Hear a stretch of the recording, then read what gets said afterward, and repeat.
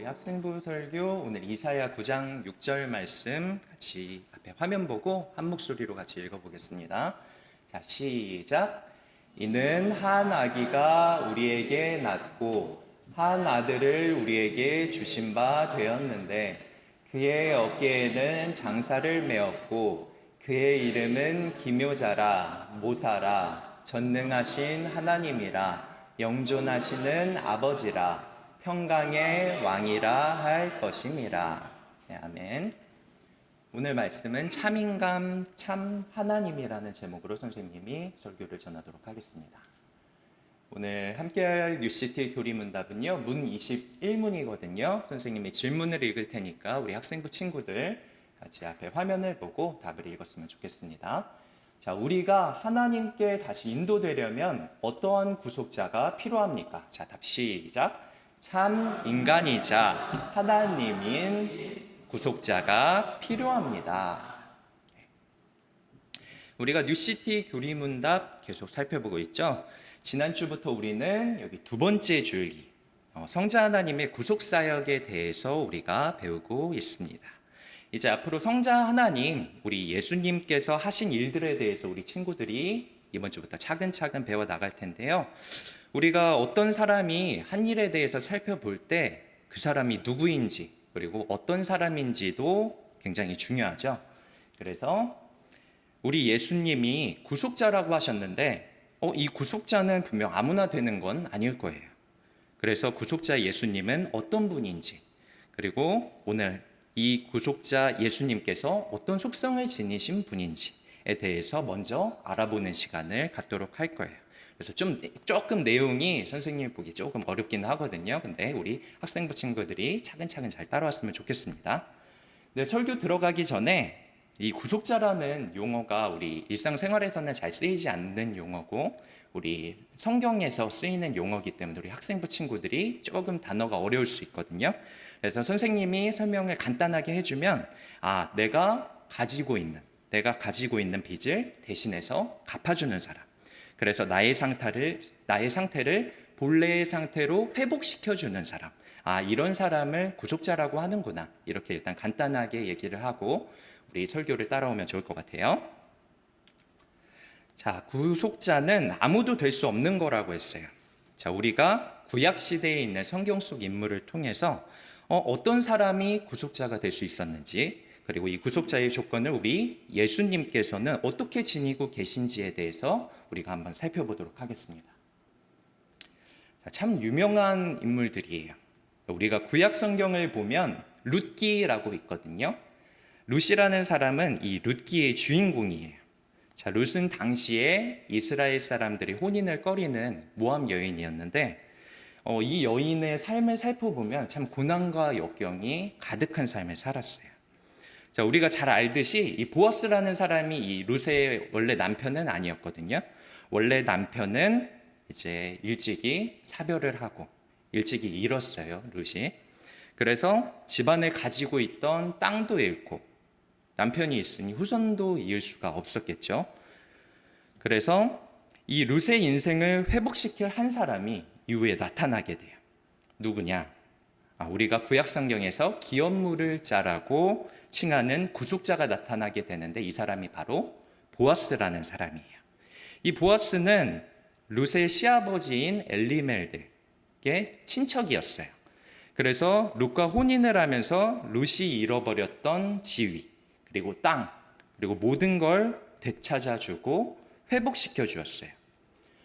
그런데 우리가 이 기업물을 구속자라고 하는 사람이 선생님이 설명했듯이 아무나 되는 건 아니었어요. 당시에 이스라엘에 있던 이 구속과 관련된 제도를 살펴보면 우리가 보아스를 봐도 알 수 있지만 구속자가 되기 위한 조건들이 있었거든요. 일단 첫 번째로는 빚을 진 자가 있으면 그 사람과 친족 관계에 있어야 했어요. 즉 같은 핏줄을 나눈 친척이 아니면 이 사람의 구속자가 될 수가 없었어요. 그리고 두 번째 조건은 유력자, 힘을 가진 사람이어야 했어요. 쉽게 말해서 그 사람의 빚을 갚아줄 만큼 능력이 있는 사람이어야 했던 거예요. 자, 그러면 우리가 이 구속자의 조건을 아는 상태에서 다시 한번 우리 오늘 읽은 21문을 다시 한번 볼까요? 자, 우리가 하나님께 다시 인도되려면 어떠한 구속자가 필요합니까? 두 가지가 있대요. 참 인간이자 참 하나님인 구속자가 필요하다고 해요. 자, 구속자 예수님은 왜 참 인간이셔야 할까요?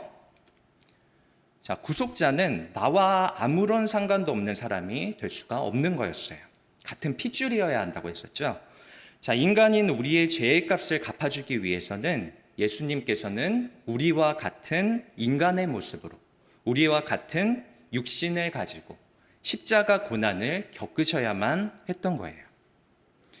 우리가 어려운 말로 예수님께서는 그 인간의 본성, 인성을 가지고 계시다라고 우리가 표현을 해요. 그래서 우리의 구속자인 예수님은 인간으로서 우리와 같은 것을 공감하고 또 동정하는 참 인간이셔야만 하는 거예요. 자, 그러면 구속자 예수님은 동시에 왜 참 하나님이셔야만 할까요?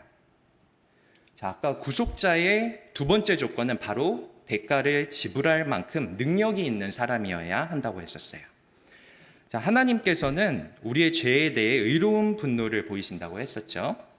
우리의 죄의 결과로 우리는 하나님의 자녀가 될 수가 없고 천국에 들어가서 누릴 수 있는 부귀영화, 영생도 잃어버린 상태였어요.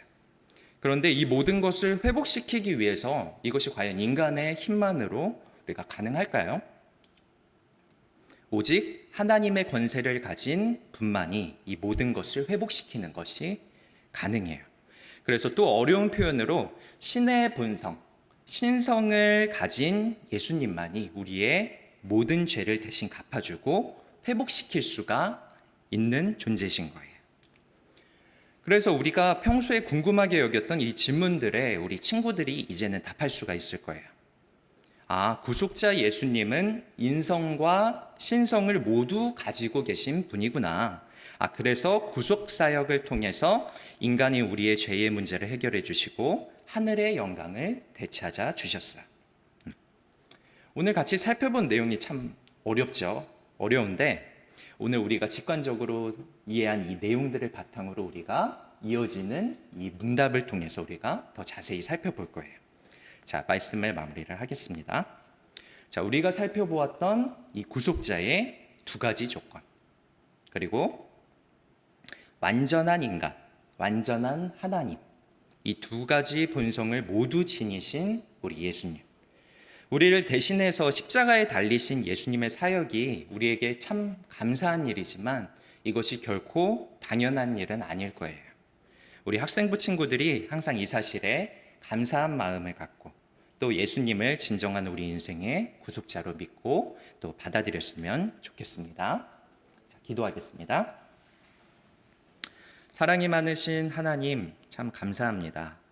우리에게 완전한 인간이자 완전한 하나님이신 예수님을 보내주셔서 우리를 구원의 길에 이르게 해주시니 감사합니다.